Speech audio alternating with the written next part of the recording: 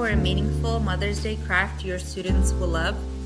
This flower bouquet card is simple, no prep, just print and go.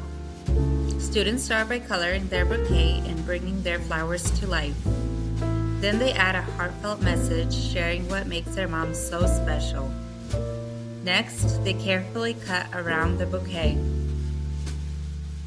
Fold the sides inward and fold to create a beautiful bouquet card. With multiple designs and writing options, it's easy to differentiate for every student. This creates a meaningful keepsake that families will treasure forever. Grab this Mother's Day craft for your classroom today. Scroll down to find the link in the description below this video.